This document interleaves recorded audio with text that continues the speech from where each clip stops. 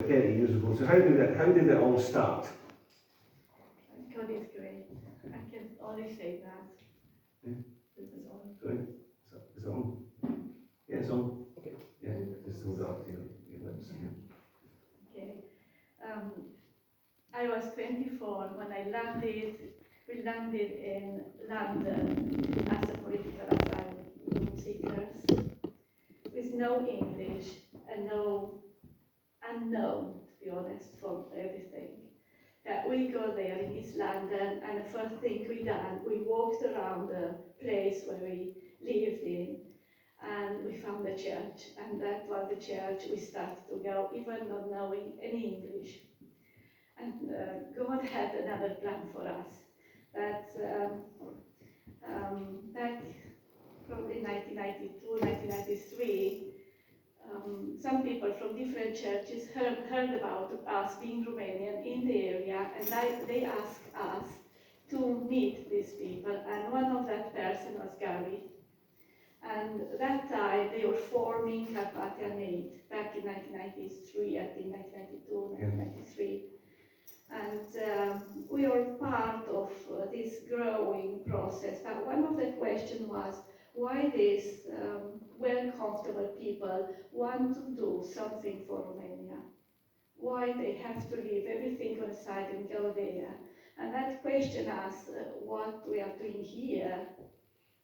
They care so much for Romania, and we are here doing nothing for Romania. Now we put that question on our back and say, okay, yeah, there are 22,000 people back in Romania, they can do things like that. And later on, a friend, another person from the Charity Carpathian Aid, asked us to go for a holiday in Newcastle. And we went there for a week with them, with the family. And they asked us to go if we want to take a trip abroad.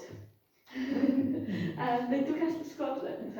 Yeah, we still have a picture with a Scotland, welcomes to Scotland. Yeah. And we visited a village called Harului village, I think on A1, where people with Down syndrome served coffee. And the way they served was so unexpected for us, because we knew the people with disabilities in Romania are just so, deprived, and they are the silly ones in the countryside or in a town, no value at all on them. And for us to see those people being so valued, again, that question of coming back to our mind, what we are doing here, we need to do something about it. And I think that was the spark of the vision. We went back to our church in London, and we asked the elderly from the church, the pastor, to pray for us if it's the right thing, if it is a vision from the Lord, or it's just our desire, or it's something that Satan is wanting us to go back and destroy us. That we felt more and more encouraged to step out and do the work and go back to Romania. In fact, one of the brothers from the church says to us, unless you don't step out for this vision, for the mission, you never know if it's the will of God. And we decided to go back. We had nothing promised,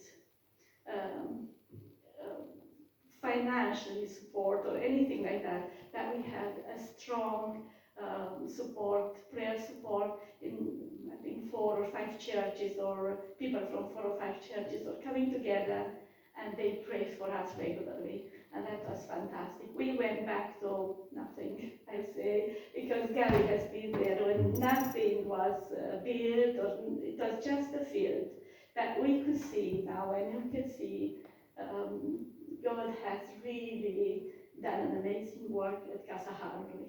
We set up the charity there, and we started the first year, 1995, so years ago, first years of camp, 4 weeks of camps.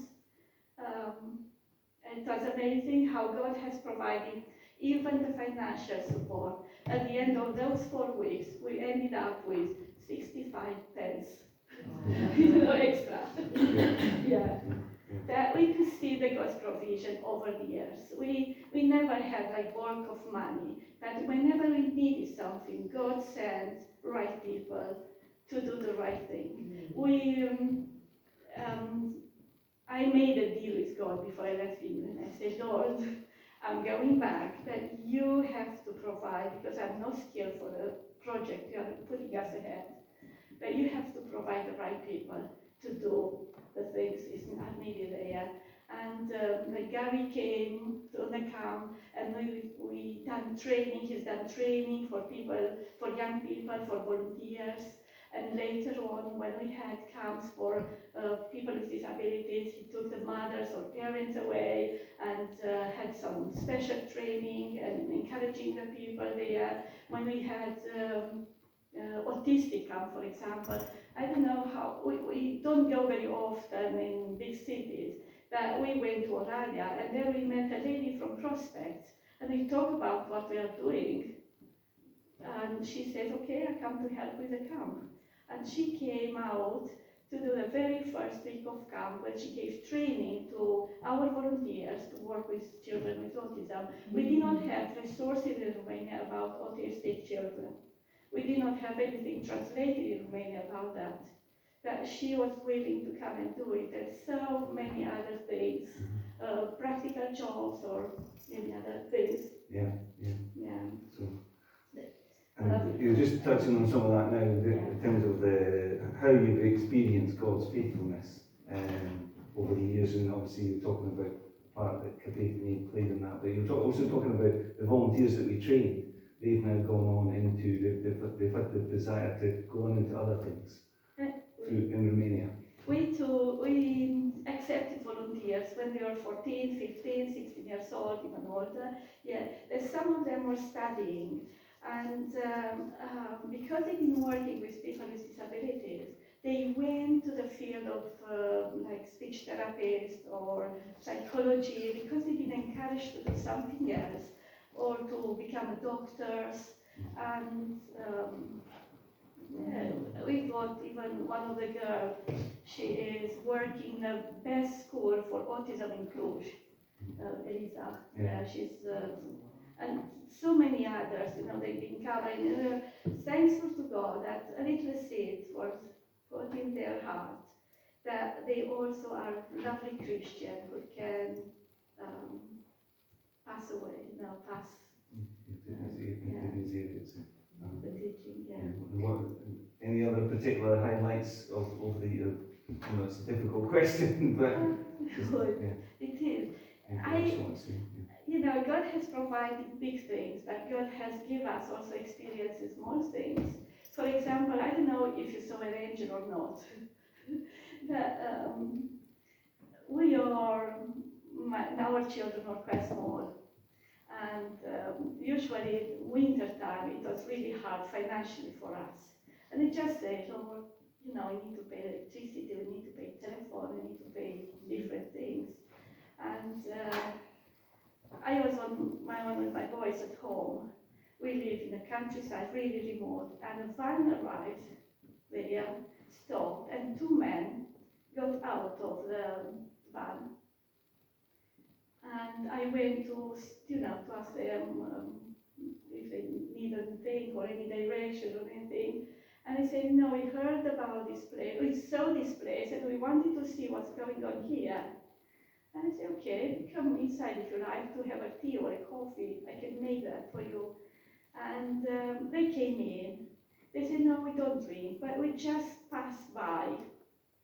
And we like to give you some money. I don't know if they are people, real people, if they are angels or not. They say we just pass by, but it's no way where to go from our part to move on, because the road ends there. And we had enough finances to cover the bills, and also until January when we received some finances. And that was kind of a good provision in a time of need.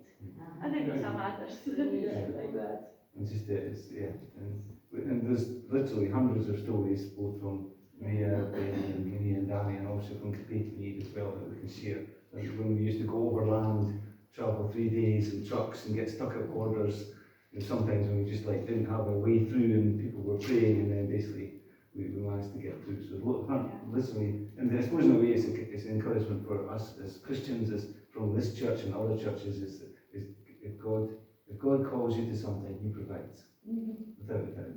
So yeah, go on. Yeah, and the nice thing, this year, 30 years from the first camp, we had 2 men coming on the camp. They are in their 40s. And we didn't know them, who they are, but they wanted to come back. Because 30 years ago, they received Christ on a camp when they were 11, 12 years old. And they wanted to come back to see what is going on there and pray the Lord. And it happened to be exactly the week you were there. Yes. And I think for hours, they just worship the Lord with the people with disabilities. Now they live in Germany. Both of them work with children and teenagers in their church in Germany. And for us was such a wonderful thing to see these people coming back. And there are so many other people who professionally are high up, and they say because of things are going on at Casa Harului. Yeah.